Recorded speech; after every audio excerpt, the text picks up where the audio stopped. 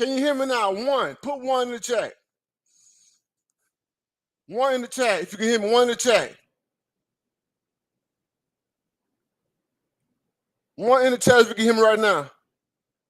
One in the chat, you can hear me right now. Hold on.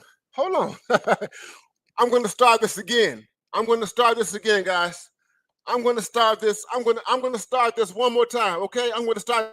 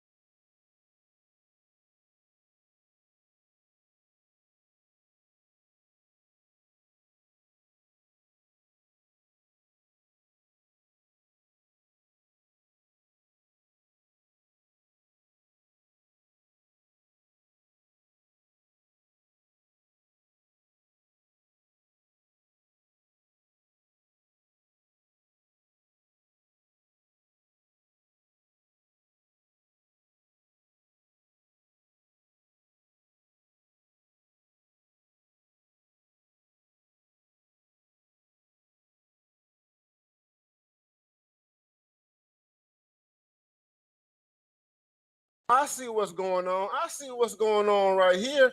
Oh, I see what's going on. I see what's going on. I see what's going on right here. Oh my God.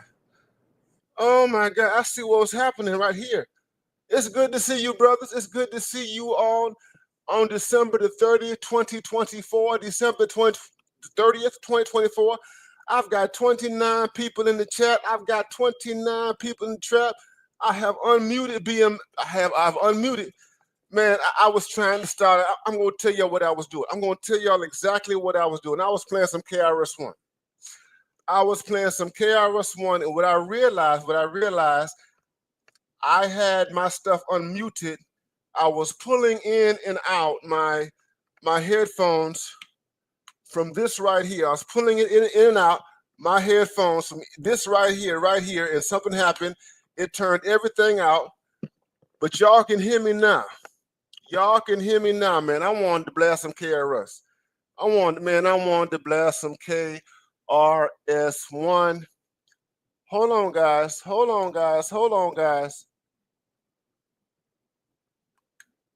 Don't go anywhere, guys. Don't go anywhere.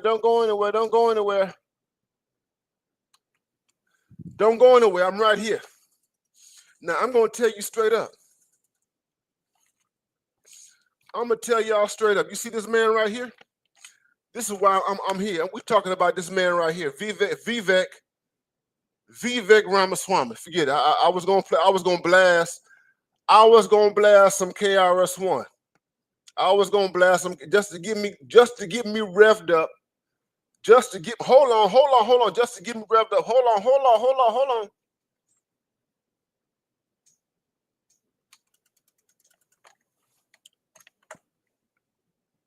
So you're a philosopher.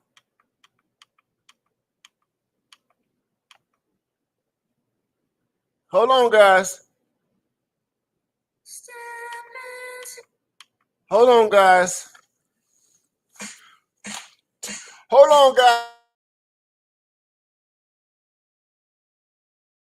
Hold on.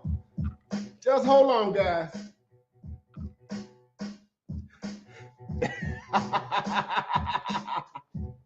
I just need a little bit of background music. Just a little bit of background stuff. Just a little bit of background. Don't go anywhere. This is live. The male professor is live. BMI 3000 is live.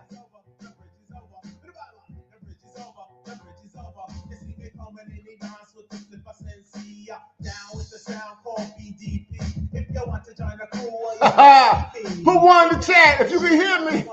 If you can hear me, put one in the chat. We're going to get live today, baby. Yeah. We're going to get live today. Yeah. We're going to talk about Vivek Ramaswamy. Vivek Ramaswamy, doggone it. We're doing the doggone thing today. I'm raw. I am BMI 3000 reloaded. I am BMI 3000 reloaded.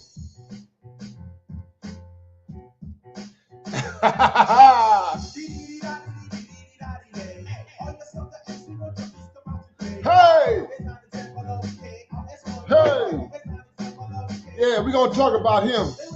We're going to roast him. We're going to roast him tonight. Yeah, we're going to.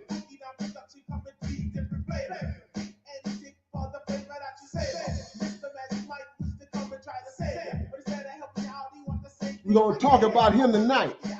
Today. We're going to talk about this guy. Get the likes up. Get them likes up. Get them likes up. Get them likes up. Get them likes up. We're going to talk about racist Ramaswamy. Racist Ramaswamy. That's what we're going to talk about. Racist Ramaswamy. Racist Ramaswamy.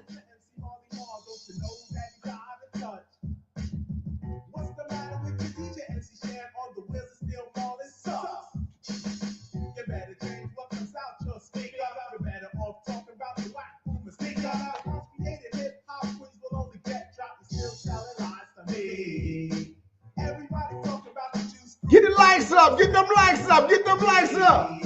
Get them likes up. Get them likes up. Get them likes up. Get them likes up.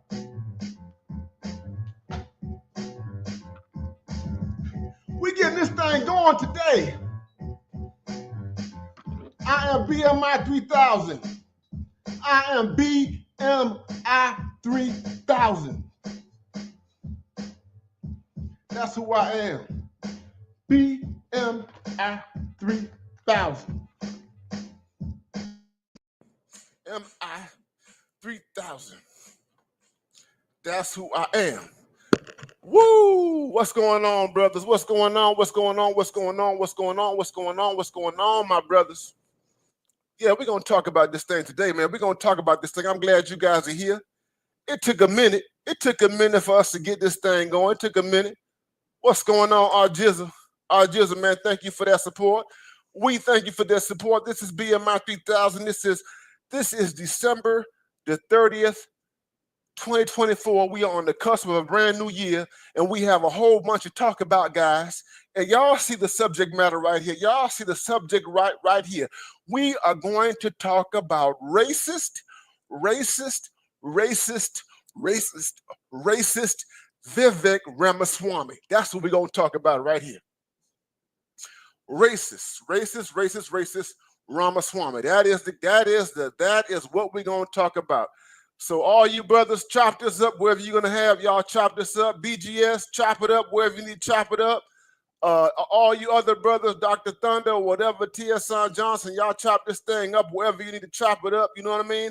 We're gonna go mad today.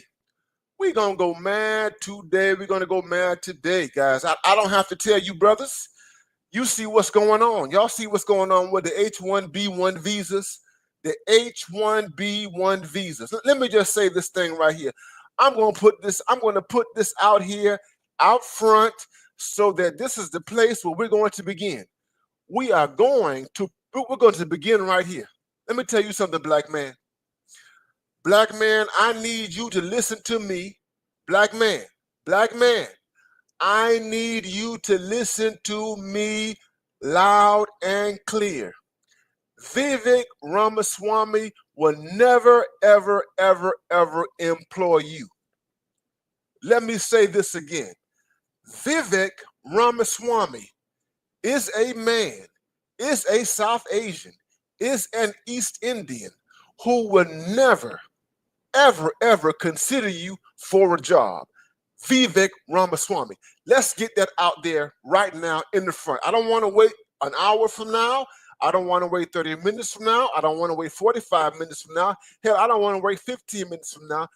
Vivek Ramaswamy, if you applied for a job to the company that he owns or any of the companies that he owns, if you applied and you have the qualifications and you have the skills, you have the IT skills, you have the STEM skills, it doesn't matter. You can have high-level skills.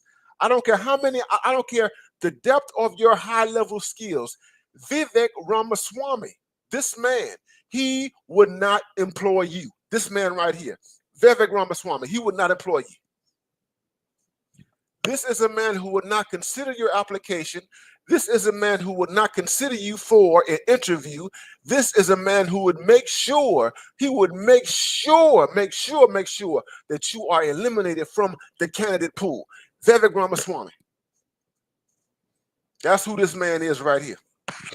Y'all put a 3 in the chat. If you can hear me well, put a 3 in the chat if you can hear me well. Put a 3 in the chat. And I'm going to tell you guys straight up. I am flowing free. I am flowing free. I am flowing free right now. South Asians. The South Asians hate black people, the vast majority of them. The vast majority of South Asians in the United States, they do not like black Americans. I'm going to say that straight up. The vast majority of South Asians who come from India, they come from India. They do not like black Americans. They hate, they despise, they disparage black Americans. The vast majority of them.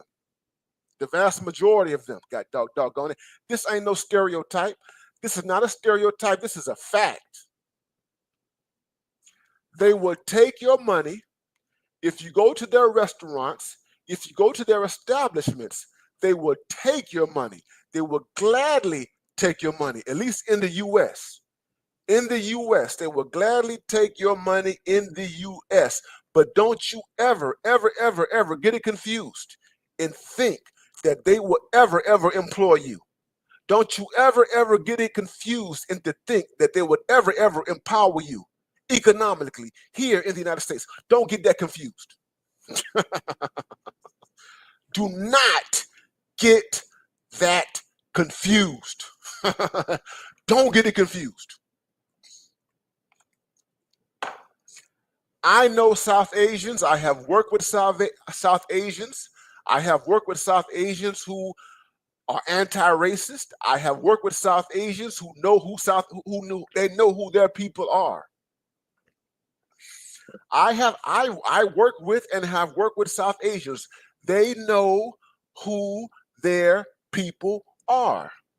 They know who their people are on the subcontinent of India. They know who their people are in the United Kingdom. They know who their people are in Australia.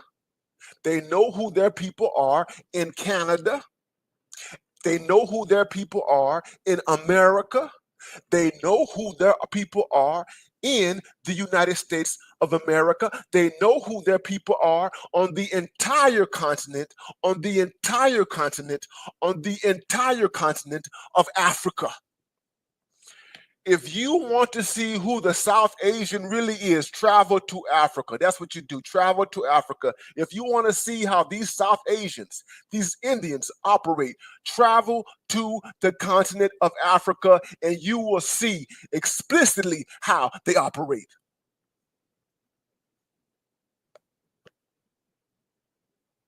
And next to Africa, you go to the United Kingdom. Go to the United Kingdom. Go to London. Go to London. Go to London and you will see how many of these South Asians operate when it comes down to black people. I'm talking about black populations who are descended from Africa. They are from the continent. They are from the Caribbean. They are from North America. They are black people. They are African descended people. If you want to understand how our South Asians operate, you travel to London. South Africa. Thank you, Christopher Clipper. South Africa. Go to South Africa. And you go to South Africa and you see how the South Asians operate in South Africa. They don't care anything about the black populations. They are there to extract, they are there to exploit black people in Africa.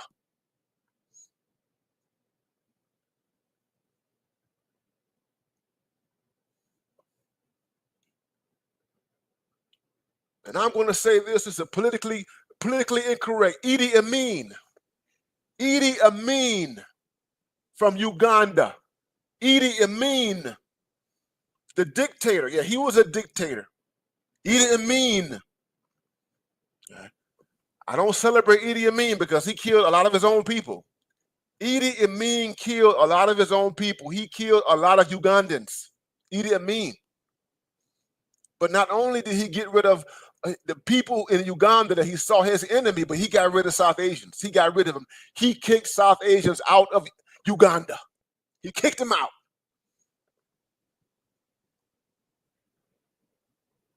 Idi Amin kicked out the Indians in Uganda because he saw what the Indians were doing in Uganda, and he kicked them out, and they had to run to Kenya, they had to run to South Africa, they had to run to the United States, they had to run to the UK, they had to run to other parts of the world.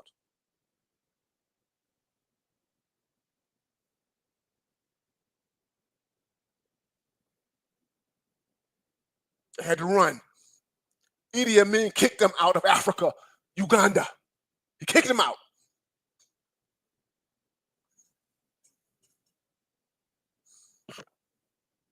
You think that these South Asians are not your friend. They're not your friend. They're anti-black. This man right here, this man right here is anti-black. He is a racist. He is an anti-black racist. This man right here. He does not like black people. He despises black people. When I say black people, he despises particularly this man despises black Americans. This man right here.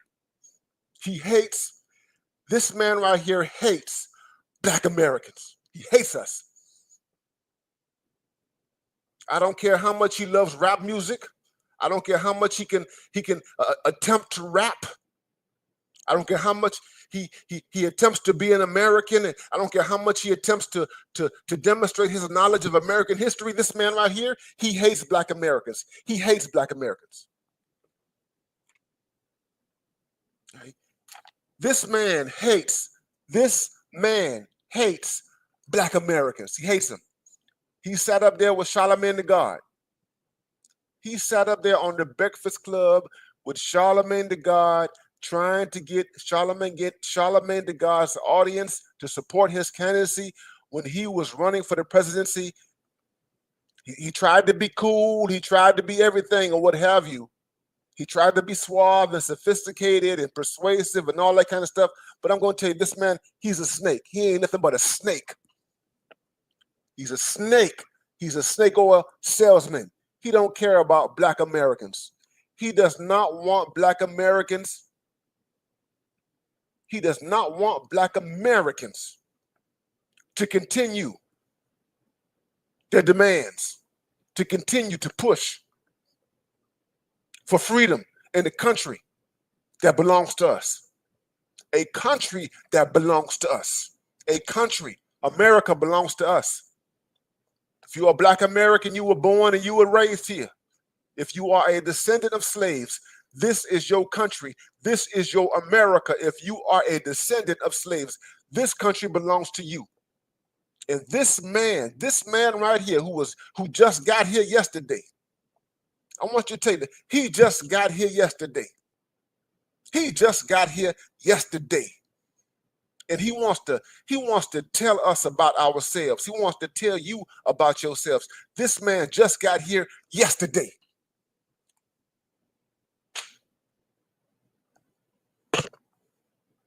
He's a racist.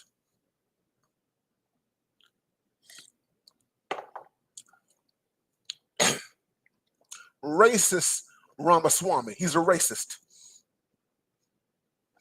He's no different from Dinesh D'Souza.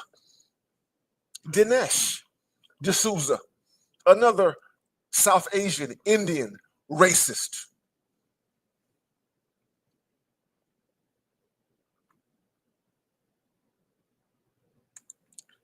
Absolutely right, say he is no different from Bobby Jindal, the former governor of Louisiana, another racist.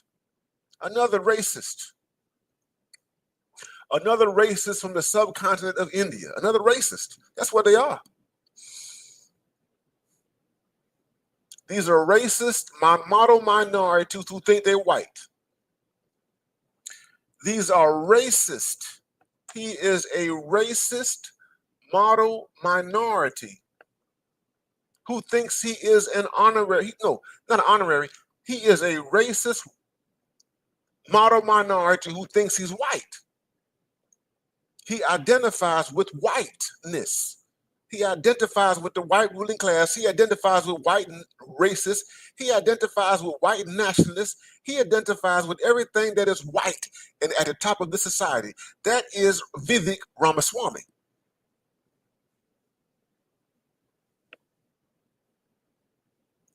And now we are looking, we are, and now the white people, this is fascinating. Now the very white people who he has cozied up to, the very white people who put him in the position that he's in right now, now he's throwing stones at them. He's throwing stones at them, and they are throwing stones right back at him and reminding him that he is not an honorary white man. They are reminding him that he is not an honorary white man. This man was reminded. I saw this. When he was running, when he ran for the presidency in 2024 and he had to go through the Iowa primary and he had to deal with the Iowa caucus, they rejected him. Iowa rejected him. The Iowa caucus, the Iowa primary is a kingmaker when it comes down to the presidency. The Iowa primary, the Iowa caucus, Obama, back in 2008, Obama was able to persuade Iowa. In 2008, Obama was able to persuade Iowa, the primary and the caucus, to support his candidacy for president. That was Obama. And that was critical to him becoming president in 2008. But that same primary and that same caucus rejected Vivek Ramaswamy in 2024. They rejected him. They don't want him. You know why they don't want him? Because he ain't white. They know that he ain't white. They know that he fake white. He wants to be white. He pretends to be white, but they don't see him. They don't trust him. He fake white.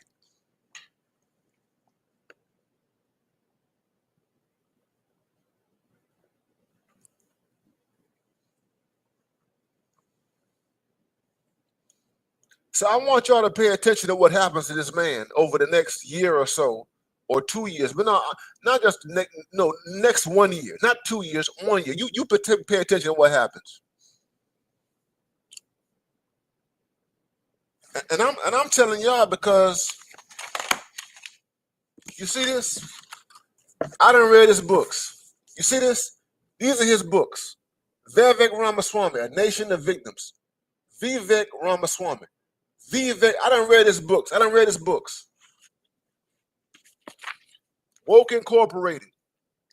Vivek Ramaswamy. Look at this. Vivek Woke Incorporated. Vivek Ramaswamy. I got his books. I know how this man thinks. Vivek Ramaswamy, A Nation of Truth. Vivek Ramaswamy. I know how this motherfucker, I know how he thinks. He hates black people. I done read his books. I'm telling you right here, I done read his books. I done read his close, and he hates black Americans. He hates black Americans.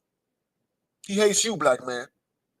He does not want you to be a part of the competition. That's why he is so adamant against DEI, affirmative action, all the other things.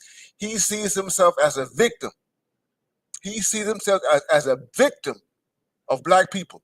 This man sees himself as a victim of black people. Black people in this country, let me say this about the model minority. We're going off right now. Let me say this about these model minorities. And I hope y'all are listening. And I hope that Vivek Ramaswamy is listening, you model minorities. All you model minorities, you came here from South Asia, East Asia, you Chinese model minorities. All of you model minorities. I don't care where you came from, whatever part of the world. You can be a Latino model minority. You can be a model minority from Africa or the Caribbean. But I'm going to tell you something about you model minorities. If it wasn't for black people in America, your ass would not be here. I'm going to tell you straight up, you model minorities. If it was not for black Americans, you would not be here in this country. You have not paid any prices. You have not paid any dues. You have not fought for democracy. You have not fought for the Constitution of the United States. You have not shed any goddamn blood in this country. You model minorities. None of you.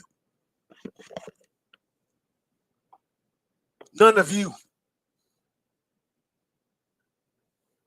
I don't care how you feel. I don't care how how offended you are or what have you. But you have not paid any goddamn dues in this country in the way in which black Americans have paid dues. You have not.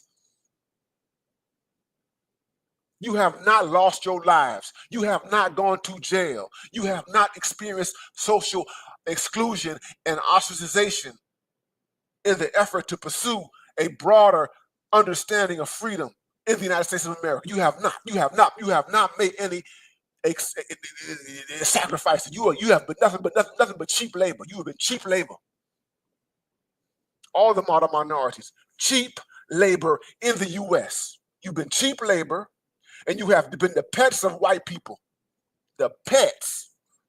All the model minorities, they're nothing but pets of white people because they conform, they are quiet, they don't say anything, they are the pets of white people. They suck, they suck the stuff of white people, they kiss the butts of white people. That's why they're loved by white people. Because they don't place any demands on white people. Model minorities.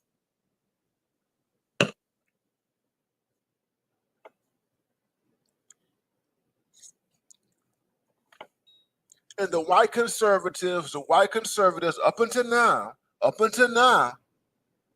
because they've been silent up until now. He is the first model minority to tell these white people what he really thinks about them. He thinks that these white people, particularly on the right, he thinks that these white people are mediocre. He thinks that these white people are lazy. He told them, he said, you all basically said, you all are mediocre, you are lazy. And the reason why you are struggling behind is because you are mediocre and you are lazy. You don't believe in excellence in the way in which we Indians believe in excellence. You don't believe in excellence in the way in which the Chinese believe in excellence.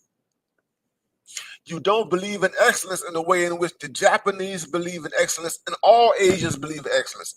You don't believe in it.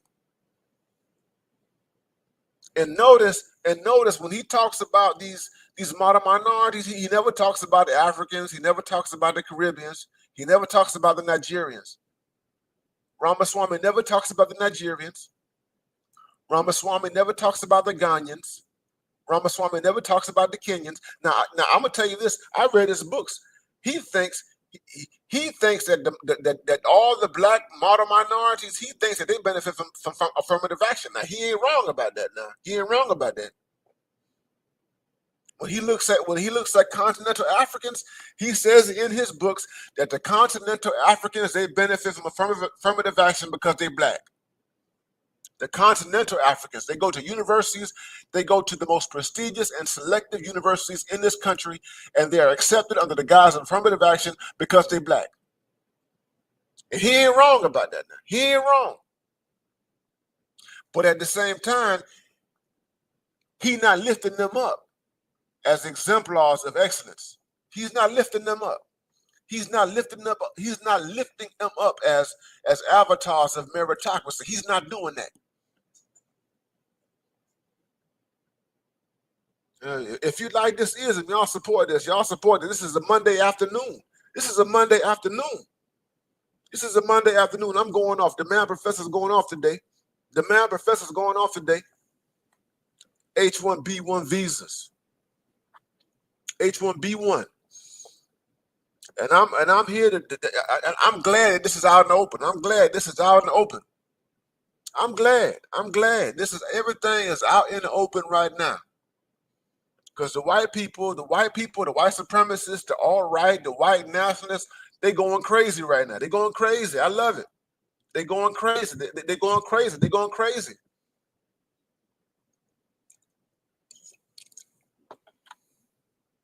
I love it. I love it. Everything is out and open right now. Everything is out and open. See, this is why, and I have to agree with Jason Black, and I agree with Jason Black not just because of what he said, but because this is a sentiment I had. I agree with him. You see, if Kamala Harris, had won, if Kamala Harris had become the next president of the United States of America, we would not be having this right now. If Kamala Harris would have won, see, right now everything is out in the open. Everything right now is out in the open. That's why I love it. The emperor has no clothes. The emperor. Thank you, Detroit 313. Yes, we are going off from them. The emperor has no clothes right now. We are seeing it.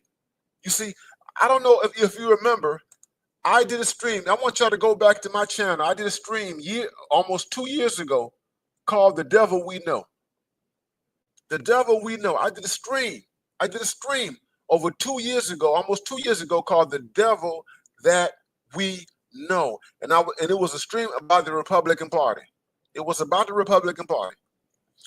And essentially what I said in that stream is that the Republican Party is not like the Democratic Party because the Republican Party is transparent. The Republican Party does not hide its prejudice. You know what you're dealing with when you're dealing with the Republican Party.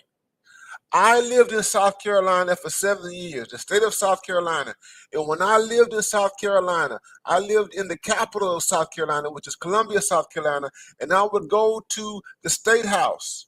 And when I lived in Columbia, South Carolina, and I walked up on the State House steps, there was a flag of the U.S. flag. There was a U.S. flag raised up high on the Capitol, the State House. And underneath the flag, there was a Confederate flag. You had a U.S. flag and you had a Confederate flag, a U.S. flag and a Confederate flag. And at that particular time, the NAACP was waging a war against the Confederate flag. I was not in agreement with the NAACP. I was not in agreement with them. And the reason why I was not in agreement with them is because because in South Carolina, that Confederate flag told you where you was. You knew where you was. You understood where you were. You see, black people in the South, I'm broadcasting from the South. We have a tradition here in the South. We know what we deal with. The vast majority of Southern states are governed by conservative legislatures. It doesn't matter where you are. North Carolina, South Carolina, Georgia, Mississippi, Virginia, Louisiana. The legislatures are governed by conservatives. We know where we are. And you have black people who have lived in all these states for decades and decades and decades. They never left. They never moved to California. They never moved to New York. They never moved to Pennsylvania. They never moved to Chicago. They never moved to Missouri. They never moved outside the South because they understood where they were. They understood the dynamics. They understood the political dynamics of their environment. And we have grown accustomed, we as black people had grown accustomed to dealing with reality, not dealing with liberals who tend to be cowardly, who tend to be spineless, who tend to lie, who tend to be very deceptive, who tend to be like foxes. We dealt with liberals like that. And those liberals, over the past 50 years, have been slow to deliver any real tangibles to black people. They have been slow. That's why I was glad that the Democratic Party was deconstructed by Donald Trump. It was deconstructed and dismantled by Donald Trump. Because this milquetoast liberalism, the milquetoast, cowardly, spineless, no principle having liberalism on the Democratic Party has done absolutely nothing over the past 50 years to advance the collective of black America. So I'd rather deal with a white supremacist. I'd rather deal with an openly racist administration where I know where I stand than to deal with some spineless, cowardly liberal who pretends to like me in my face and in public, but in private works against me.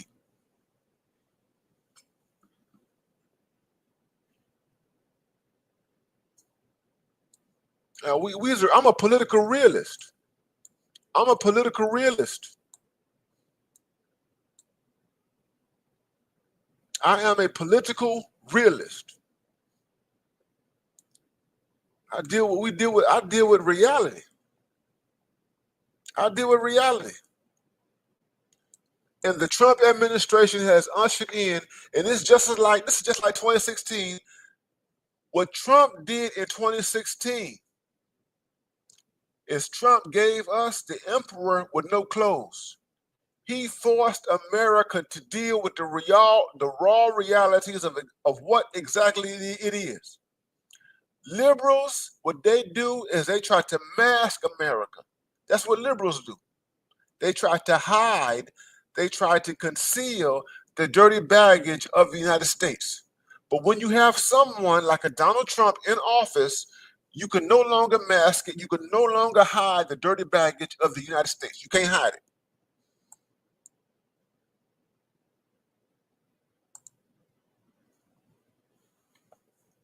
You can't hide it. Y'all get the likes up. Get these likes up. Get these likes up. This is Monday afternoon. Get these likes up. Get these likes up. Get these likes up. Thank you, BMG. If VFX stands for hard work and meritocracy rhetoric, the epitome of that would be for him to go back and fix this.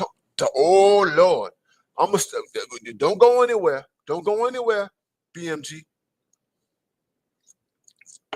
Don't you go anywhere. See, here's the thing about us black men. Here's the thing about us black men. All you brothers, all you black men, we deal with political reality. We don't have the luxury of living in a fairy tale world. We don't have the luxury of living in Disney World or Disneyland. We don't have the luxury of living in Hollywood and a whole bunch of Hollywood nonsense. We as black men live in the real world. It doesn't matter who is in office. It doesn't matter who is in office. It could be Barack Obama. It could be Donald Trump. It doesn't matter who is in office. We live in the real world. It could be George Bush. It could be Bill Clinton. We as black men live in the real world. Because liberalism, here's the thing, liberalism has not given a doggone about us. And conservatism has not given a doggone about us. But the difference between liberalism and conservatism is that conservatism doesn't pretend. That's the difference between liberalism and conservatism. You see, the liberals pretend that they care. They pretend that they care, but in actuality, in their practices, their practices contradict their care. Whereas the conservatives, they don't care, and they tell you that they don't care, and their practices are consistent with what they do. So the problem with liberalism is that liberalism wants to trick you up psychologically. Liberalism tries to get you in this psychological trick bag. It's a psychological trick bag. That's liberalism. Liberalism is a psychological trick bag. It's a profoundly sophisticated psychological trick bag. The Democratic Party is a profoundly sophisticated psychological trick bag that the vast majority of black people have conformed to. That's Democratic. It's a psychological, it's a pimp. That's why most black people are Democrats, and why most black people don't want to get off the Democratic plantation, because black people have been manipulated, controlled, and colonized by pimp psychology. The Democratic Party and those who control it, the white liberals, what have you, they are pimps. And they manipulate and control black people through pimp psychology. That's basically it. And their black people are basically hoes. Yeah, I'm going to say it. Black people are basically prostitutes. That's all they are. Black people are prostitutes under Democratic pimp psychology. That's all it is. You a prostitute. You's a hoe. That's all you are. You's a hoe. And you don't get anything out of this pimp hoe relationship as black people. You don't get anything out of it. So black people are turned out, black people are on the streets as prostitutes. That's all they are under the Democratic regime. Yeah, these conservatives don't need you as no prostitute. They're like, you know what, we don't care. We got enough resources over here. We don't need you as a prostitute. We don't need you as a hoe. We don't need to play with you or whatever. We're gonna do what we want to do because we have our own interests. We have a majority. We have a constituency. That's how the conservatives have moved, particularly since 1965 up until Donald Trump. It's like, we don't need you. We don't need you. We're not gonna pander to you. We're not gonna kiss your butt. We're not gonna tell you that we love you. We're not gonna make any promises to you because we don't need you. But Donald Trump comes around in 2017. Donald Trump wants to change the program because Donald Trump, he's trying to change the entire program of the Republican Party. He's trying to change the entire program. Donald Trump is a disruptor. He wants to change the entire program of how Republicans have operated since 1965. That's what Donald Trump has tried to do. And he's been successfully. He's basically upended their program. That's why he drove out all the neocons, and he drove out some of the other recalcitrant conservative racists who tied to Wall Street and what have you. That's why he is where he is right now. And he appealed to the white working class. He used populism to get the white working class. He threw them out. He threw out the conservative oligarchs. That's what Trump did. And when Trump threw out all the conservative white oligarchs, he opened up a space for people like Vivek Ramaswamy to step in. Because before Vivek Ramaswamy, they were not really dealing with people like him. They were there like, nah, you weren't going to do this. Nah, we don't want to deal with you. They had one person. They had Dinesh D'Souza. One person. And he was an anomaly. But here's the thing. When Dinesh D'Souza was coming along, the vast majority of South Asians could not identify or could not affiliate themselves with white Republicans because of their racism. They just couldn't. They couldn't. He was an anomaly. So the vast majority when Dinesh D'Souza came around, those South Asians connected themselves up to the Democratic Party because the Democratic Party was primarily pro-immigration. The Democratic Party was pro-immigration. So these South Asians who were anti-black, who came along with Dinesh D'Souza, normally they would have signed on to right-wing politics.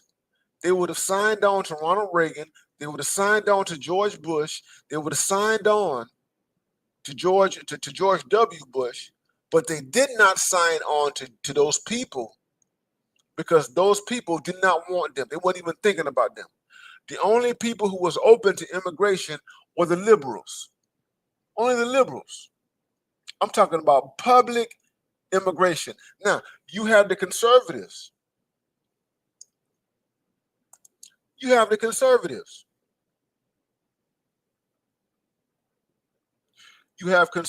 in California. You have conservatives in New York. Republicans in California and Republicans in New York. They wanted the free labor. People are talking about Silicon Valley right now, but that has a long history. You had those conservative Republicans. They were right there closing up with it was conservatives and Republicans in California. They wanted the cheap labor from India. Not only did they want the cheap labor from India, they wanted the cheap labor from South America. And then you had the Republicans and the Democrats in New York, or the East Coast elite. They too wanted the East Coast elite. They too wanted free labor. They wanted not free labor. They wanted cheap labor. The East Coast elite, Republicans and Democrats, it was bipartisan. Both of them wanted cheap labor. They wanted cheap labor from India, and they also wanted cheap labor from the Caribbean, particularly the Caribbean. You go to New York City, you get all the Jamaicans, the Jamaican women who are cheap labor in New York City. It's amazing. They have a long history in New York.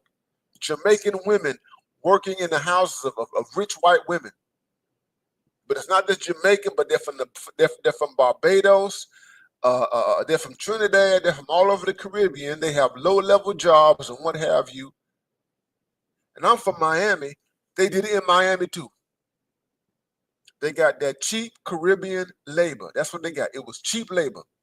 It was bipartisan, Republican and Democrat. It was bipartisan.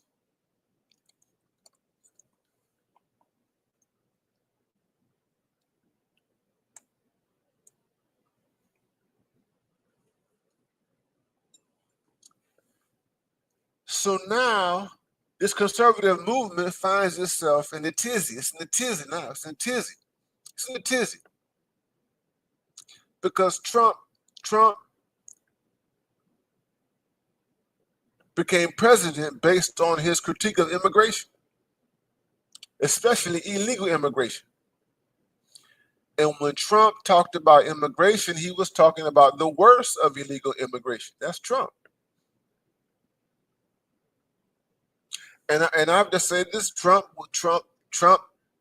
People say, "Well, I want to say Trump has been." Trump was never really opposed to legal. Trump has not been opposed to legal immigration. Now he's been opposed to. Now I'm put this: Trump restricted during his first term. He placed restrictions on them H-1B1 visas. That was Trump.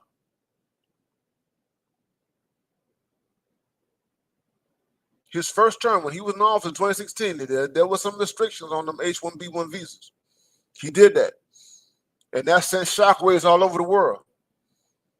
When Trump put restrictions on H-1B1 visas in his first term back in 2016, 2017, and beyond, that sent shockwaves all over the world.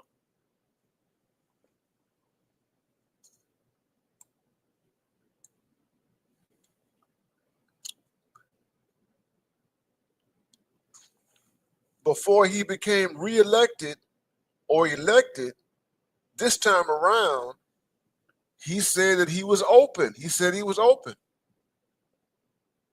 He said he was open. So Trump, I'm going to play this. Trump right now is in a very interesting position because Trump is going to have to respond to this. Trump got to respond to this. Trump has to respond. What are you going to do with the H-1B1 visa? Now, it's clear that you don't want undocumented immigrants in this country, Trump. You don't want them in this country.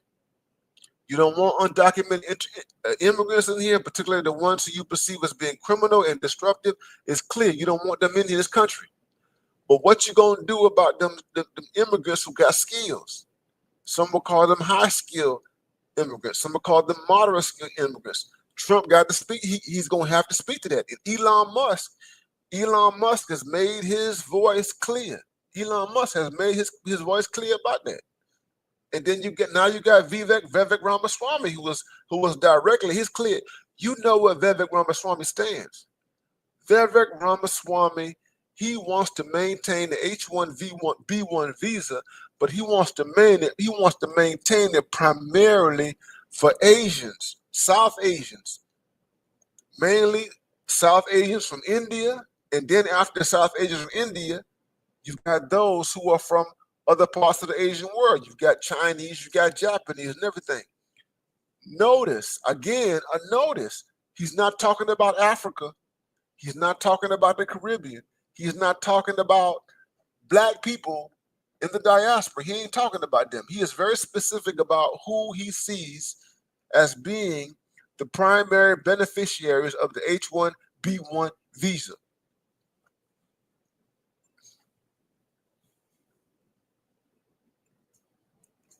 But let me get back to this, man. This man is racist. That's why I'm here. This man is racist. He is a racist man. Ramaswamy is racist, bro. That's why I call him racist Ramaswamy. And I'm going to get back to this, man. This motherfucker right here, American, he's a Trumper and all this kind of stuff. Let me say this. He does not. I want y'all to get this clear. This man right here, I hope Trump's people listen to me, whether it's too late or not or whatever. This man right here, he does not need to be close to any position in the government whatsoever. Vivek Ramaswamy does not need to be enfranchised. This man should never become a congressperson. You got to fight. This is a person that you fight against. He should never become a congressperson. He should never become a senator. This man should never touch any lever of American power in the United States of America. He needs to remain outside of American government. Vivek Ramaswamy, he needs to remain outside of it. He does not need to touch any aspect of American government whatsoever. This person needs to be neutralized. He needs to be neutralized. He needs to be kept out of government. Vivek Ramaswamy, if you are listening, stay in your lane. He needs to stay in his lane. He needs to stay in corporate America, stay within the Fortune 500 or the Fortune 100 or Fortune whatever. You stay in corporate America. Stay outside of government. This man should never, ever, ever have a solid, strong position in American government. Keep him out.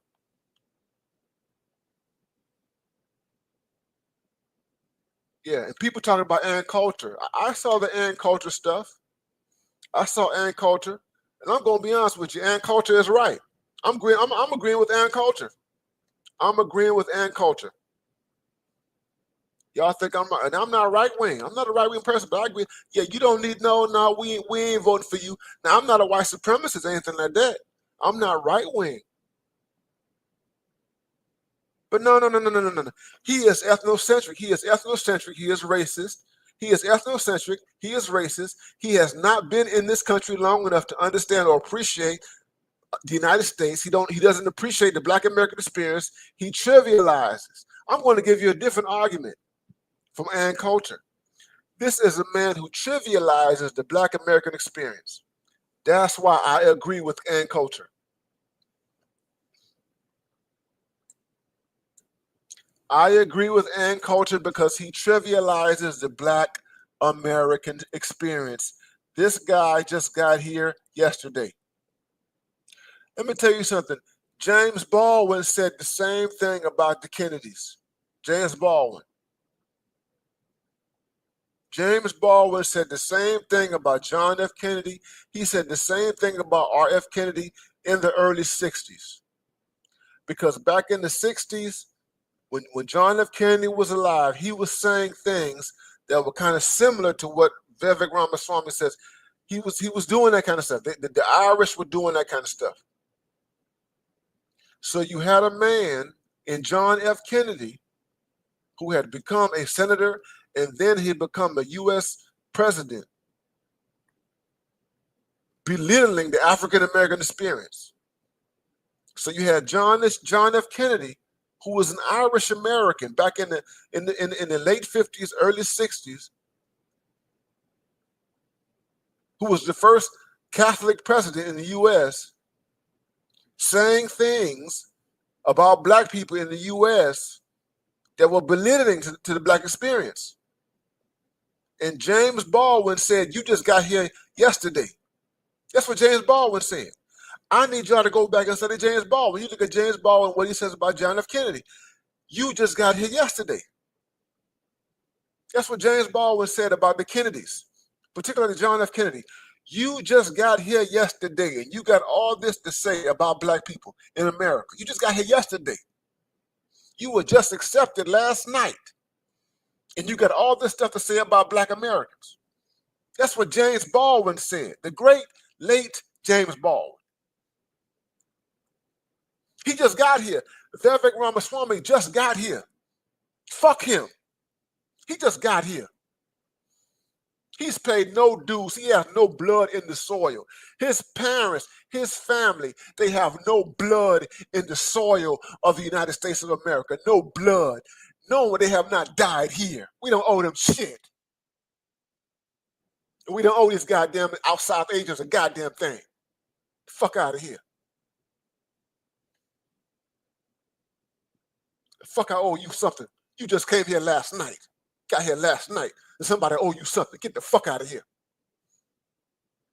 And you got the nerve to talk about black Americans like you've been here for 400 fucking years. Get the fuck out of here.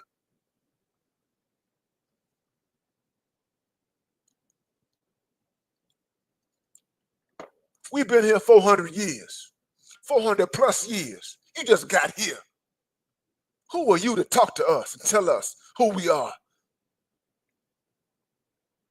It's one thing for you to deal with white people and talk to white people, but it's another thing for you to be talking about black people. Fake meritocracy. Get out of here. Don't owe you anything. But I'm glad I'm watching to see what's going to happen. I'm watching to see what is going to happen and how this stuff all plays out. But this man, he don't need to be, you don't need him. People like him don't need to be in power. People like Ramaswamy don't need to be in power. No, you keep them away from the Senate.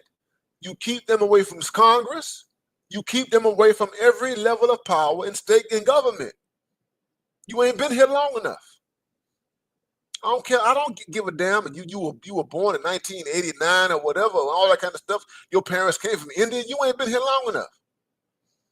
So that's why I agree with Ann Coulter. You still have allegiances to another country. Care what you say about some doggone American dream. We don't owe you anything. Yeah. I cannot go to India. I can't go to India and move up in Indian society the way he has in American society. I can't go to India right now, move there, have some babies, 3 or 4 kids, and in one generation. I cannot move to India. I cannot move to New Delhi. I cannot move to Bombay and have 2 or 3 kids and in one generation see my children move up to the highest echelons of Indian society. See my children become members of parliament. I can't do that. Indians will never allow that.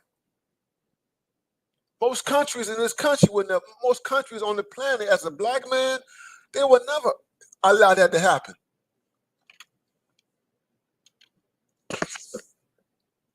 Hell, it wouldn't happen in most African countries. Me as an American, and I have an American wife, and then we moved to some African country, and in less than in one generation, I got a child that moves up the echelon and becomes a member of high society and who gets a hold of political power and starts to dictating policy in that country, becomes a president or runs for president. Africans across Africa would not even allow that. You can't go to Africa and do that. No black American go to Africa and do that. I just did a stream on Africa last week where I talked about how, I was talking about Kenya and stuff like that. They're not gonna let you do that.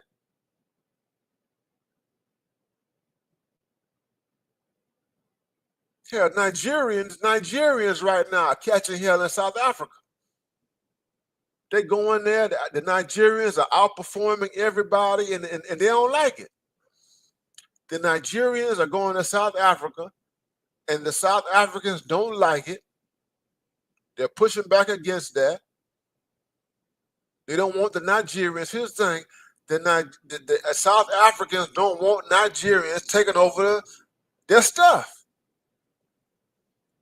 And it's true from other countries. They neutralizing the Nigerians. They watching them Nigerians. They making sure that they're making sure that Nigerians, particularly Nigerian men in African countries, They're making sure that Nigerian men stay within the domain of economics. And those Nigerians, they stay within the domain of economics. Now, when it comes to politics, that's a whole different thing. If a Nigerian, I doubt that you're gonna see a Nigerian rise in any of these non-Nigerian African countries in the domain of politics, becoming a prime minister or president or nothing like that, or something like that. So if I can't do it, here's the thing. If I can't do this in your country, if I can't go to your country and ascend to the upper echelons of society in one generation, why should I just look at you without any type of skepticism, anything like that? Why should I just give you a pass? No, serious. I'm just giving you a pass. Give you a pass. I've given you enough pass because we don't owe you shit. We don't owe you a damn. We don't owe immigrants. We don't owe immigrants a goddamn thing in America. We don't. That's what I understand. We don't owe immigrants a goddamn thing. That's what I don't get. I don't get it. The fuck that we owe. What the fuck do we don't? What the fuck do we owe India? We didn't call America did not colonize India. We don't owe India shit. We didn't colonize India. The fuck do we do? What the fuck do we owe India? Somebody tell me that. Y'all tell me that. What do we owe India? We did not colonize India. What do we owe China? We did not colonize China. What do we owe them? Somebody tell me that. People act like we owe them something.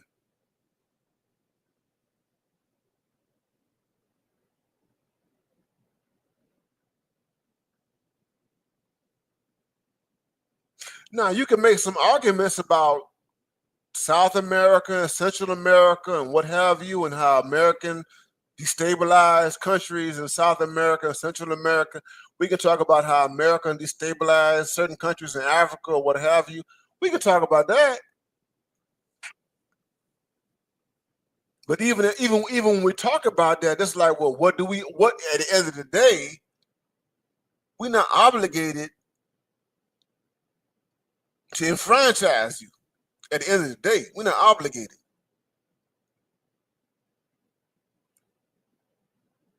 You are the beneficiary of a luxury, of an American luxury, a liberal luxury. This is a luxury.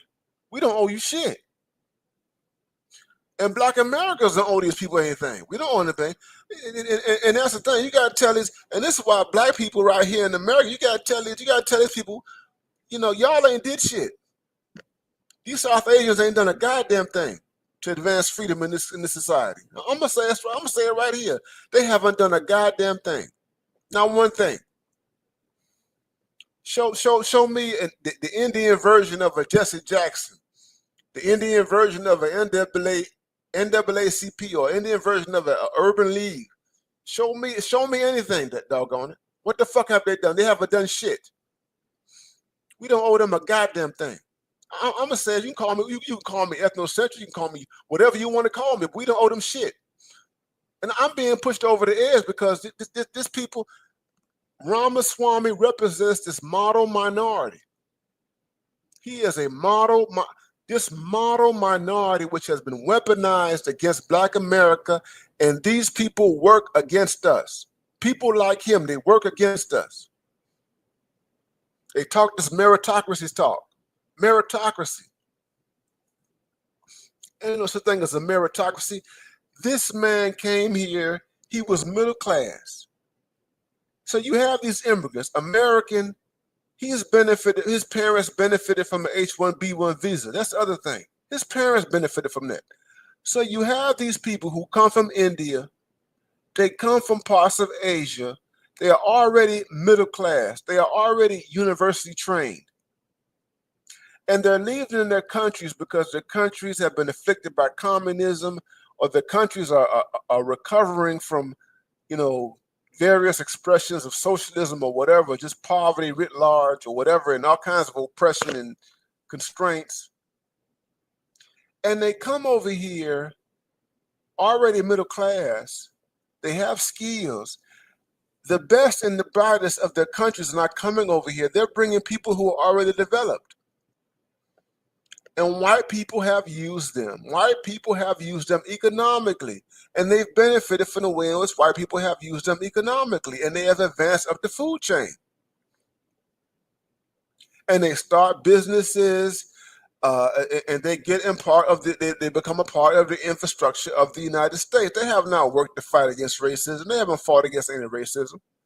These Indians who come over here, they do not fight against racism. The Chinese, they don't fight against racism. They don't make any sacrifice. They don't do shit. They don't do a fucking thing. They benefit from the struggles of black people because black people opened up and created an environment to open that allowed their asses in here. That's just the bottom fucking line. We open the society up for them to come here. They don't do shit. The model minority is a conformist. The model minority is an ass-kissing. You are an ass-kissing Asian. You're an ass-kissing Chinese, Japanese, and all that. You are ass-kisser,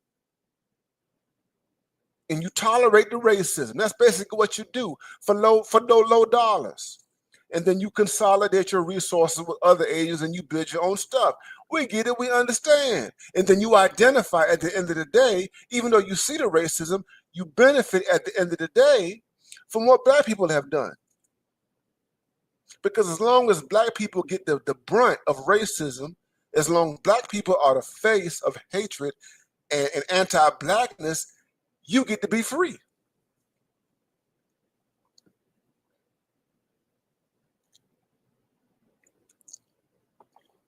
They haven't done shit. They pay no dues. Well, immigrants, they make a contribution and all that. They send all their money back to their countries. They send all of their money back to their home countries. That's what the fuck they do. To their home countries, to their families. They benefit off of the labor of black people. Black people in America, in this over 40 million people in this country, open this society up. If it weren't for us opening up this society for them, they would not have their model minority status. And then they come here and then they crap on us. That's what they crap on us. They shit on us. That's basically what they do. They shit on us. And they call us lazy. And they say that we don't work hard and all that kind of stuff. And they trash our history like it don't exist. And they begin to talk the same way as these racist white people talk. That's what they do.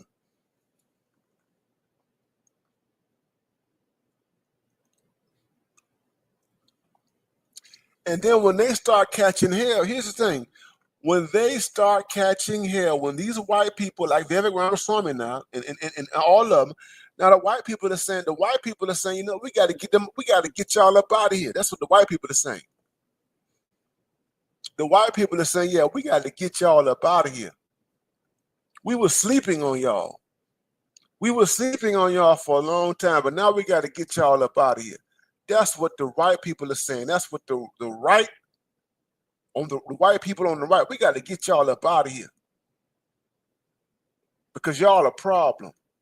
That's what they're saying now.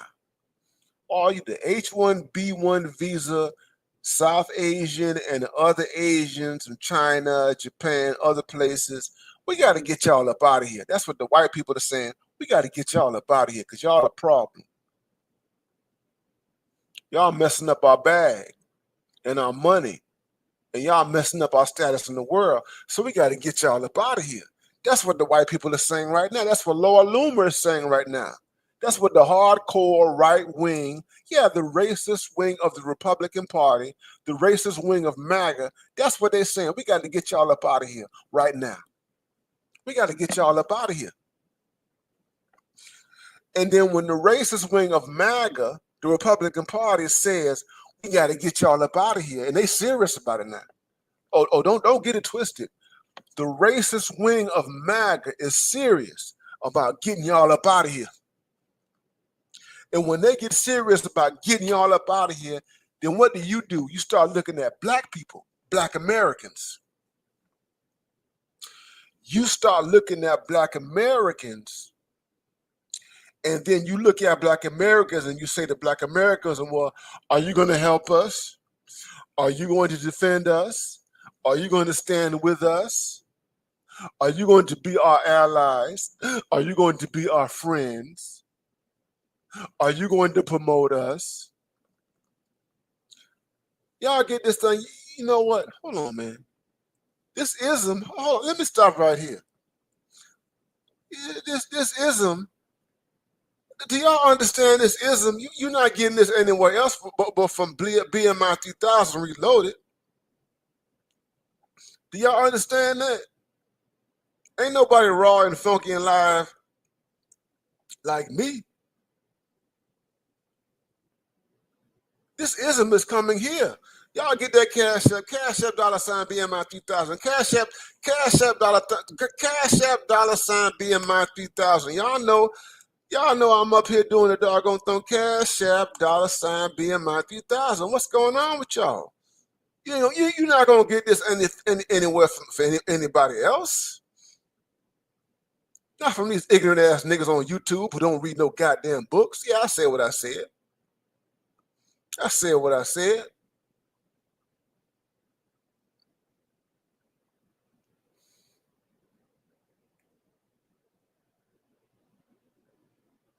Yeah, you're not gonna get this. This is a think tank.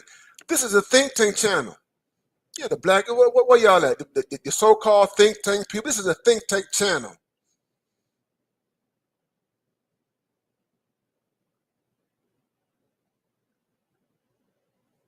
Thank you, Mr. Rogers Neighborhood.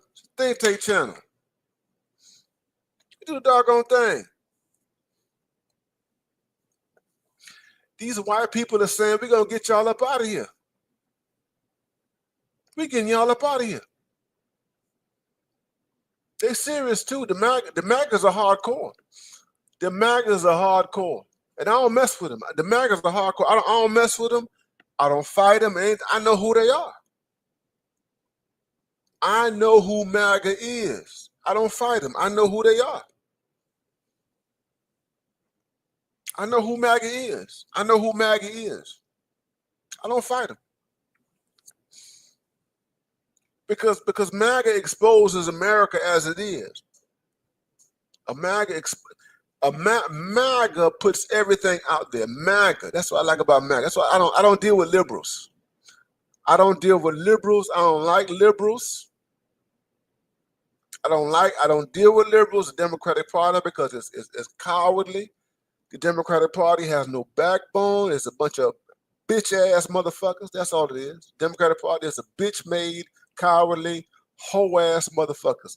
That's the Democratic Party. It's a bitch-made, spineless, cowardly, hoe-ass people. That's what they are. They're hoes. They're a bunch of hoes. Yeah, the Democratic Party is a bunch of spineless hoes who don't stand for shit. The Democratic Party is a spineless hoe who don't stand for shit. That's what the Democratic Party is. Y'all better get this right now because YouTube might take this thing. YouTube might take my entire stream down when I'm done. YouTube might take mine because of the language I'm using right here.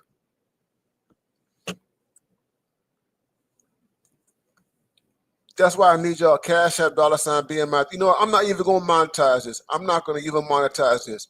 The Democratic Party is a bunch of spineless hoes. That's what the Democratic, all the men, women and women, spineless hoes that don't stand for shit. They whack. That's why I don't associate with their asses. They don't stand for shit. That's a spineless prostitute. Can't take you nowhere. Now, I'm not going to monetize this. I'm not even going to try to monetize this video. So y'all better get this right now. I'm not even going to try to monetize this video, so y'all better get this right now. I'm going to leave this video as it is right now. I'm not going to monetize it. It's too inflammatory.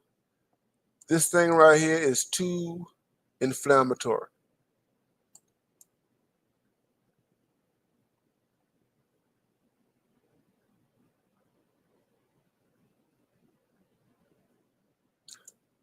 I am BMI 3000.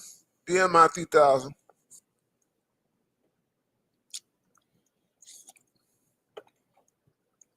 You know what? You know what I think I'm gonna do? I'm gonna save this. I'm gonna put this on Patreon. That's what I'm gonna do. I've never used my Patreon, so I'm gonna save this and then I'm gonna put it on Patreon. And then if you guys want, everybody else want to see it on Patreon, y'all can see this, what have you. But racist Ramaswamy, he's a racist. This man is a racist. Don't get it twisted. Do not get it twisted. Vivek Ramaswamy is a racist. His racism is in all his books. I've read his books. His racism is in all his books. He doesn't like black people. He doesn't like black women. In his books, black women are an avatar for black people. In his books. In his books, black women are the face of DEI. Ramaswamy hates DEI. He hates DEI. This guy hates DEI. He hates it. He hates it. He is the anti-DEI king. And when he talks about DEI, he always references black women. This man is always referencing. When that man talks about, I'm saying this, you see this? He has a book called A Nation of Victims. A Nation of Victims. He talks about DEI here. Another book. He talks about woke. He talks about the social justice scam in America. That nigga don't like black women. He don't like them. He says Ramaswamy don't like black women, Doc. I mean, you know, they talk about the black manosphere. People talk about the black manosphere and they talk about the black manosphere. And we don't like black women and all this kind of stuff. That motherfucker don't like black women. Ramaswamy does not like black women, okay? Because he sees black women as the ultimate face of DEI. He wants to get rid of their asses. He wants to get rid of them. He does. He thinks that the DEI is a waste of money, waste of resources and time, and you know we spend that white liberals have used these black women, and everything he says about black women is not. I'm gonna say this: everything that Ramaswamy says about black women and the way they have been used by white liberal capitalism, everything he says about them ain't wrong. If you read his books, he talks about black women. Everything that he says about white liberal capitalism and how they have used black women, he ain't wrong. He ain't wrong. He ain't wrong. He ain't wrong. He ain't wrong. He ain't wrong. He ain't wrong. He ain't wrong. You're right. However, and here's the qualification. However, don't get this twisted. However, this is for all you feminists watching my page. However, he thinks that black women have not earned their keep. He thinks that black women he thinks that black women are mediocre. He thinks that black women are distractions and all this kind of stuff. He just thinks that they, you know, that they need to be removed because they're damaging to the idea of meritocracy. That's what he thinks. That's what this nigga thinks. I mean, excuse me. That's what this man thinks. He thinks they're damaging to the idea of meritocracy. That's Ramaswamy. You ain't got to believe me. He's there.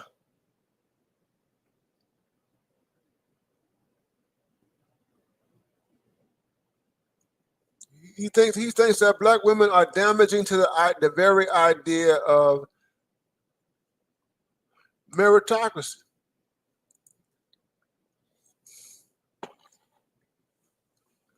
Y'all hate this thing of Cash App $ BMI 2000. Cash App $ BMI 2000. I'm gonna put this on private. I don't know if I'm gonna keep this on YouTube.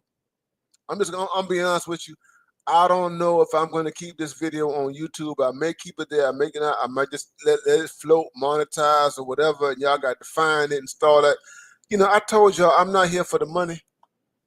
I told you I'm not here for the money or what have you, but I just, I got to be free and everything like that. So Lynn Bailey wants to know why I call him a racist, because he don't want to hire your ass. That's why. That's why he's a racist. You got a woman right here, Lynn Bailey. I don't know if Lynn is a black woman or a white woman or green or orange or purple or tangerine or whatever. And he don't want to hire your ass. If you're a black woman, if Lynn Baxley, I'm sorry, Lynn Baxley is a black woman, he don't want to hire your ass. He trying to get rid of your ass. Yeah. Read his books. You a problem. The black woman is a problem for Vivek Ramaswamy. He does not like. Now, I'm a critic of intersectionality. I am a critic of intersectionality, but I would never say that the black woman should not be employed. I'll never say that. I will never say that black women are not hardworking. I will never say that black women don't deserve to be a part of the capitalist infrastructure in the United States. With all my criticism of the black female, with all my criticisms, and I have been very critical of black American women on my platforms, in my books and everything like that, but I would never say anything that would undermine a black woman's ability to work. I would never do that. I don't believe that black women should be removed from the labor market. I don't believe that. And I would never say that the black woman, and when I talk about black women, I always talk about black women in relationship to larger structures. When I talk about black women, and you can see this in my book, I talk about black women in relationship to the white ruling class. That is the corporate class, the oligarchs, that the oligarchs have a particular relationship with black American women. It has consequences for black American men. And this relationships has nothing to do with the dynamics between black American men. Well, I'm not going to say not completely, but the point what I'm trying to make is that I would never say that black women are mediocre and that black women should be fired or suggest that they should be fired. This man in his books, he thinks that black women are avatars of mediocrity. Vivek Ramaswamy.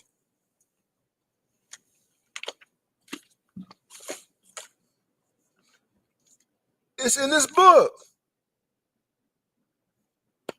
When he talks about victims, when this guy talks about victims, the black female is the avatar of victimhood. The black female. The black female is the avatar of victimhood.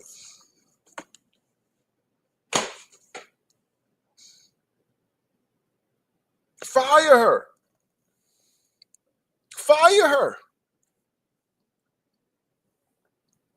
That these black women are the faces of DEI. No.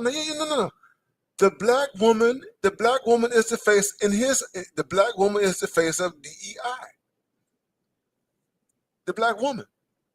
She's the face of DEI. The black woman is the face of DEI for Ramaswamy. He's not entirely wrong. I will say that no, it's DEI benefits white women the most. DEI, diversity, equity, and inclusion, benefits the white American woman more than anybody else. That's what DEI is not about black women. DEI is about white women. The white American woman is the first direct beneficiary of DEI, the white American woman. That is who benefits from DEI the first. The white woman, the white American woman. And after the white American woman comes these other women of color. And then after them comes the gays, the LGBTQ. And then everything that comes after the LGBTQ and all that kind of stuff, that's what benefits DEI. So DEI is about women. That's what DEI is about. DEI is about not about really. DEI is not about black people. DEI is about women, white women first, and everybody next. LGBTQ, white women first. Then you had women of color. Then you got LGBTQ, gay, lesbian, transgender, and all that kind of stuff. And then whatever falls under that. That's what DEI is. But when you read Ramaswamy is not going to talk about these white women. When Ramaswamy talks about victimhood, he ain't talking about no white woman. That's Ramaswamy. A white woman is not a part of his rhetoric and calculus of womanhood. He would never criticize. This man has no critique of white women. And that's just true of these conservatives. All these conservatives who are criticizing DEI, diversity, equity, inclusion, they have very little to say about white women. I want y'all to pay attention to that. All the conservatives who criticize DEI, they have nothing to say about white women. Nothing.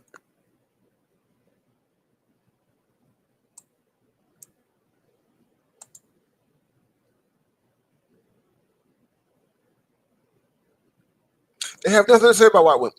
Nothing. The conservatives. Now, here's the thing. Meritocracy. Here's the thing. Meritocracy. Yes, brother, he is very anti-black. Meritocracy. Playing by the rules. What is meritocracy? The idea of playing by the rules. I have played by the rules. I played by the rules. I passed the SAT test. I passed the ACT test. I've scored high on these IQ tests or what have you. Meritocracy, as though tests determine performance in America. That's always been the issue. Does an IQ test determine one's long-term outcomes in life? That's the open question. But here's the thing, meritocracy. The American dream. The self-made man. Here's the thing. So Ramaswamy, he believes in this idea of the American. He talks about the American. He bought into this idea of the American dream, the self-made man. The man who has pulled himself up by his bootstraps. The man, and that's where it came from. The idea of, and it was born at the end of the 19th century, the late 1900s, and all this kind of stuff. When you had all of the idea of the American dream came out of the birth of industrial American capitalism. That's where it came from. Industrial, the Vanderbilts, the Rockefellers, the Carnegies, industrialism, 19th century, the American dream, Rockefeller.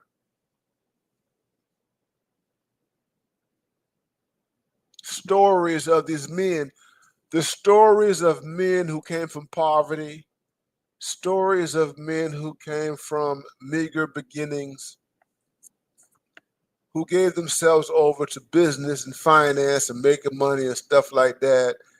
And they became multimillionaires within one generation. They did not come from inherited wealth. They did not get their money from their fathers or their fathers' fathers. They were not the products of dynasties. That's the American dream.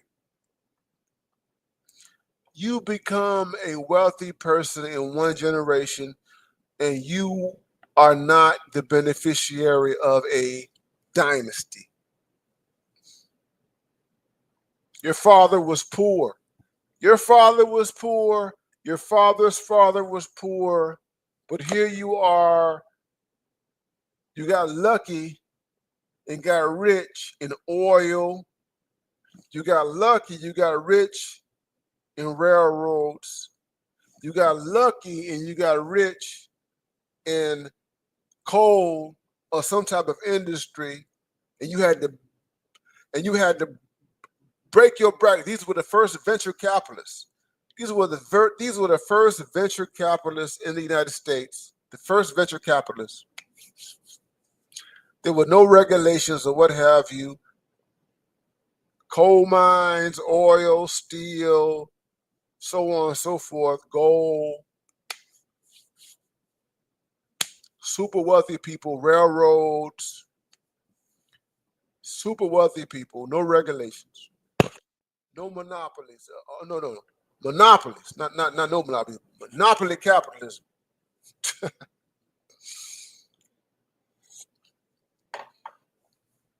So you have these people. They've touched on this idea. It's a global idea. America has propagated the idea of the self-made man all over the world. America has propagated. It's everywhere. It's all over the world.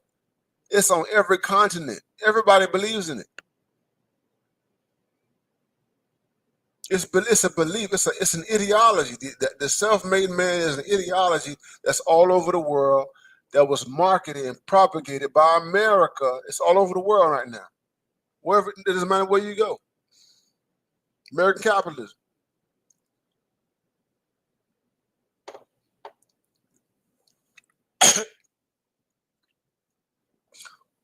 And the belief that you can pull yourself up by the bootstraps. You can pull yourself up by the bootstraps, and you can do it without any networks, without any social engineering, without any connections and what have you. That's it.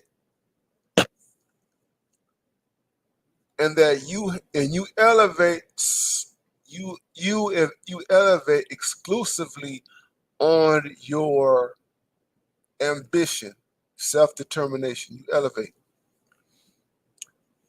Man, come on now. Now here's the thing. Yeah, I'm gonna pull this down. I've got 187 people watching right now. I'm talking about this racist Ramaswamy. Racist Ramaswamy. That's what I'm talking about.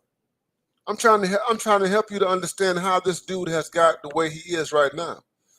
And I'm trying to help you out that this man, he doesn't like black people. He doesn't, and I'm trying to explain to you why this man does not like black people. He's a racist. He don't like black people. And he thinks that black people are where they are, the vast majority of us.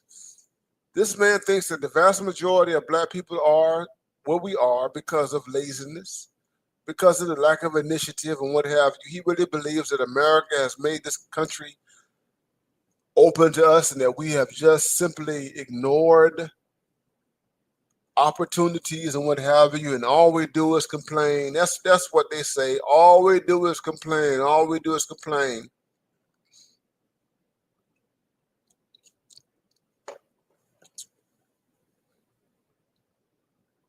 And that racism is not real.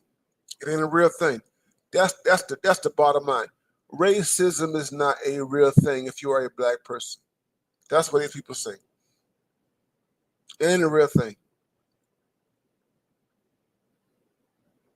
This is a man who does not live an African American, a black American life. We don't live our lives.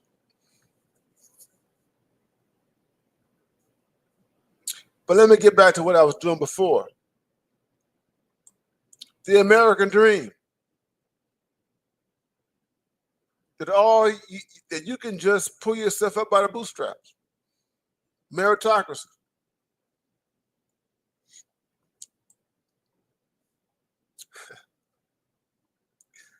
Now here's the thing. Here's the thing. This man is from India. He's from India.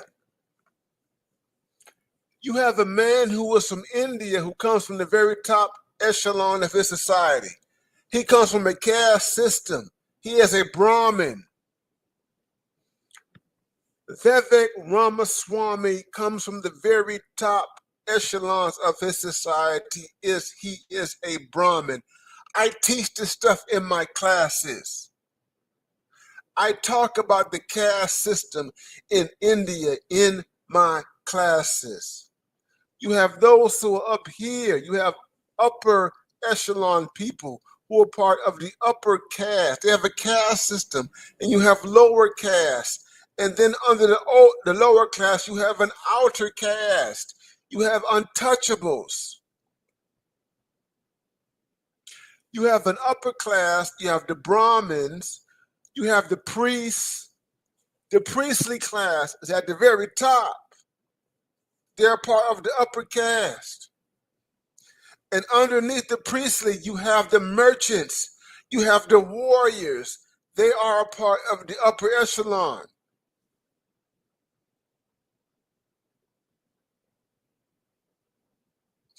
You have the priests, you have the merchants, and you have the warriors. And the caste system in Indian, they are a part of the upper echelon. The top, the top, the top. And their status is protected by religion and society and culture. It's perpetuated by that.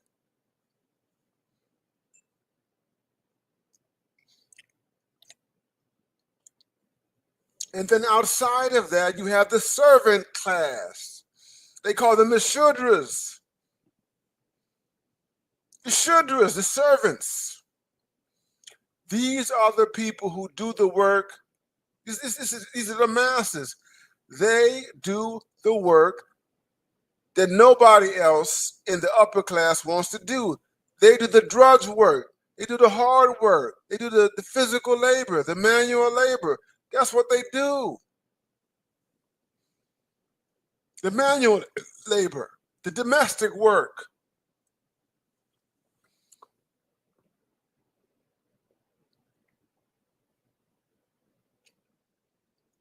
They clean the toilets.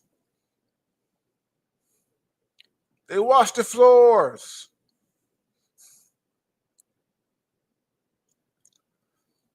They do the stuff that people see today in the modern world as degrading.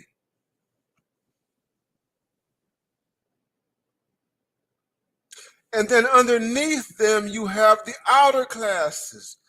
You have the untouchables. You have those who do the work that nobody wants to do.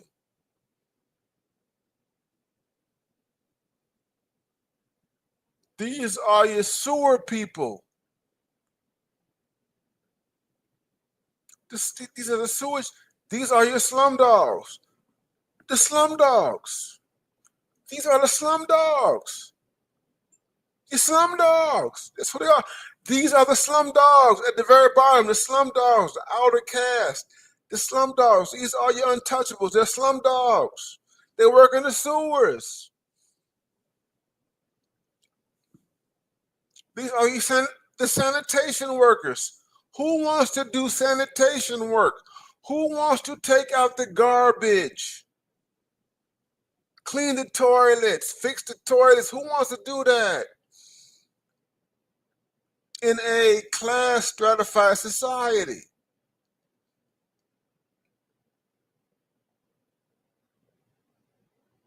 Now, I'm not putting a value on anything, but I'm saying this is what it is.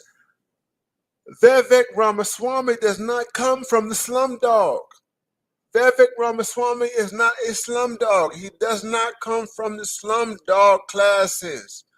Vivek Ramaswamy does not come from the classes of people who clean toilets, who do sewage. He is not from the toilet cleaning class of his culture and society. That's not Vivek Ramaswamy. That's not who he is.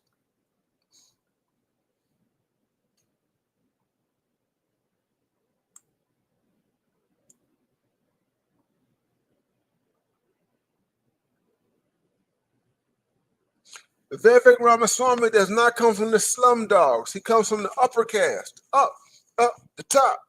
That's Ramaswamy. He comes from the top. Ramaswamy comes from the top.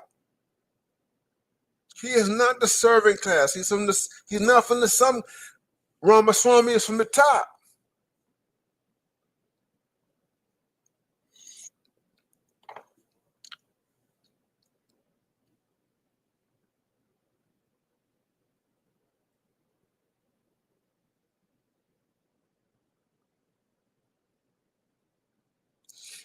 Vivek Ramaswamy came to this country with advantages. He had advantages. Vivek Ramaswamy did not pull himself up by his bootstraps. He talks this meritocracy bullshit. He did not pull himself up by the bootstraps. That's not who he is. That's not Vivek Ramaswamy.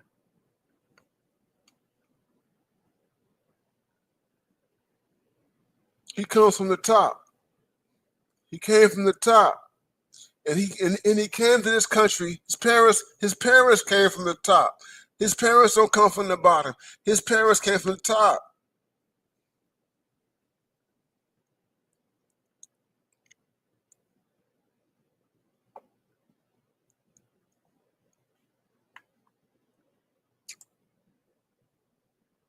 Cash out BMI 3000, cash out BMI 3000, cash out BMI 3000. You know, I'm gonna be honest with you, man. You know, so I'm informal.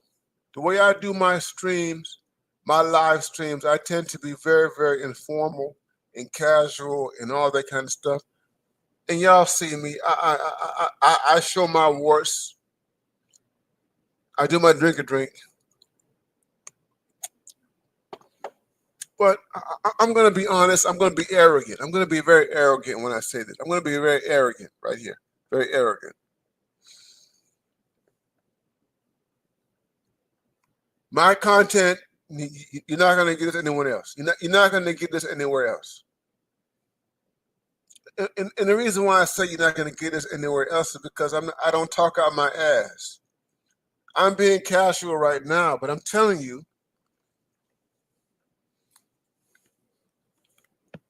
when I talk to you, I'm talking because I've read books.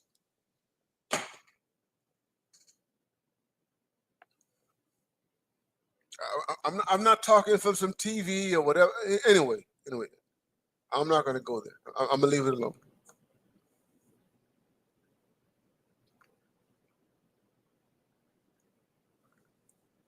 He's a racist. This man is a racist. He's a racist. He doesn't like, when I say racist, he does not like foundational Black Americans.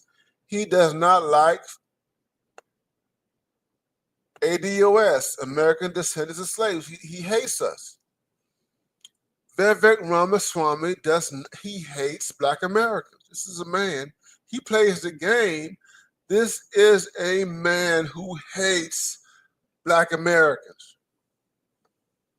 He hates us. He hates us.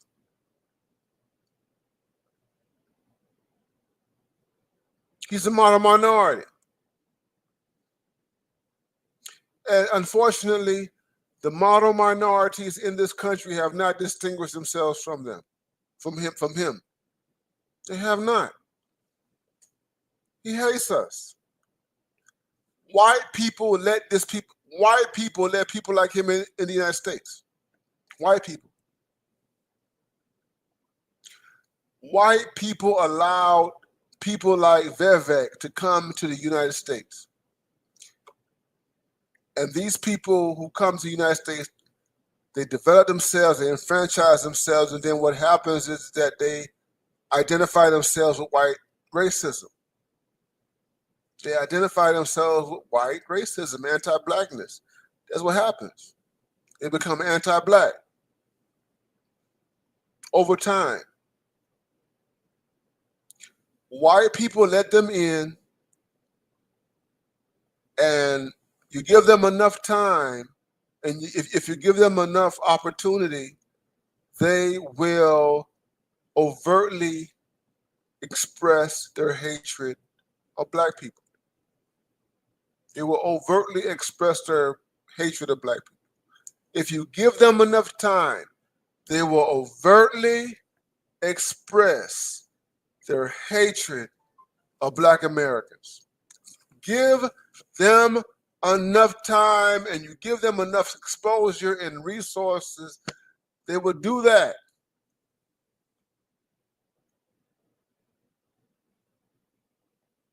In so many ways, they will say that we hate the black Americans. He's a racist. He is a white supremacist. Vivek Ramaswamy, yes, he is a white supremacist. He's an honorary white person. He's a white supremacist. And people like him need to be rejected. The South Asians, you Indians, all you Indians who follow his footsteps, yeah, we got you on notice. Yeah, you's racist. We don't want you here. Yeah, you hate us.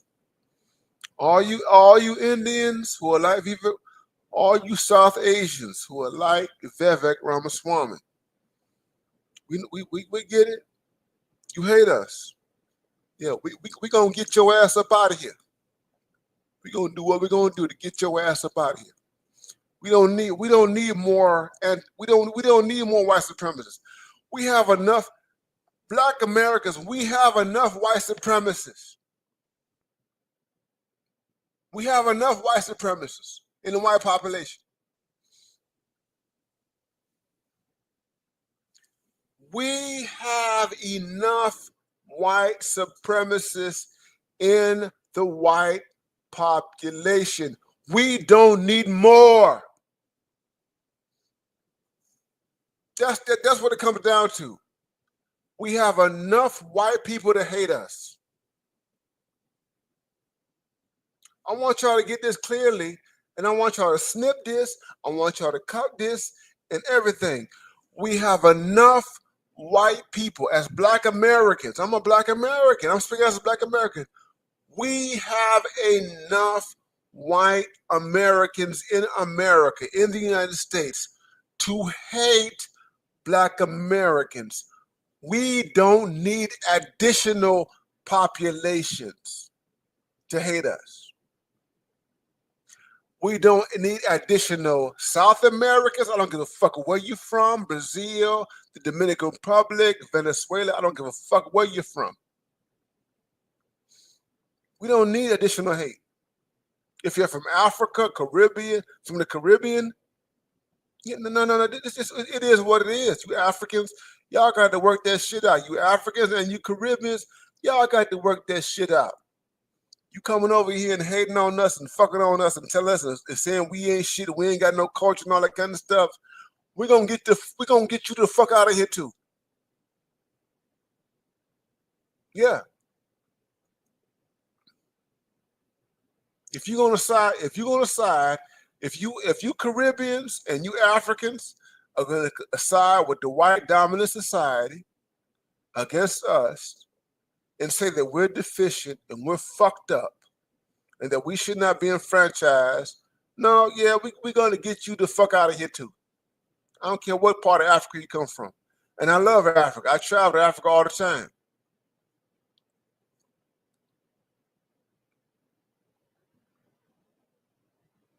But if you come over here and you fight against us and you make common cause with white supremacists,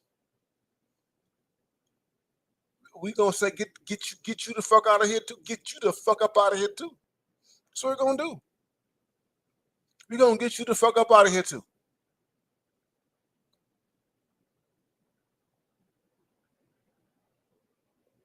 So all you modern minorities who make common cause, all you modern minorities who make common cause with white supremacists in fighting against the native black American population, yeah, we're gonna put you on blast. We're gonna get you the fuck up out of here. Yeah, and that means yeah, we will support. Yeah, we will. We will get you up out of here.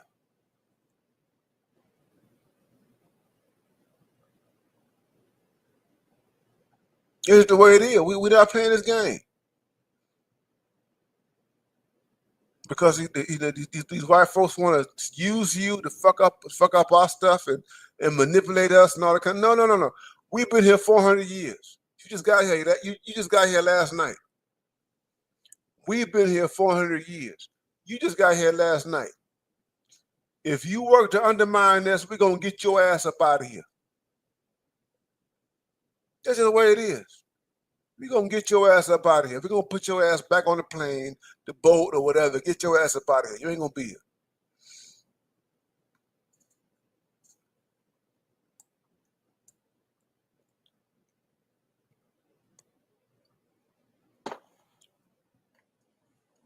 It's mutual. It's a fair exchange. It's mutual exchange. So yeah, he's a racist. I'm glad that this stuff is now out in the open. I'm glad everything is out and open. And I'm watching them white people. I'm going to see what the white people do. The white conservatives, the white nationalists, the white right ringers. I'm going to see what they do with this situation right here. Because now he's turning on them and telling them that they're deficient. But at the end of the day, the point is, this man, Vivek Ramaswamy, he's a racist. And there are a lot of people who are like him, South Asians, who are fucking racist. And I want to tell you, all you South Asians who are just like Ramaswamy, we see you, and fuck you. We're going to get your ass up out of here. Yeah, we're going to get your ass up out of here. We'll deport your motherfucking ass. Get your ass up out of here.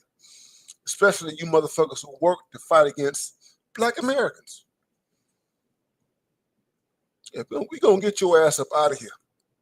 Fuck your H1B1 visa. We're going to get your motherfucking ass up out of here. I am the man professor. This is Black Man Independence. I'm going to see y'all guys. Take care. Peace.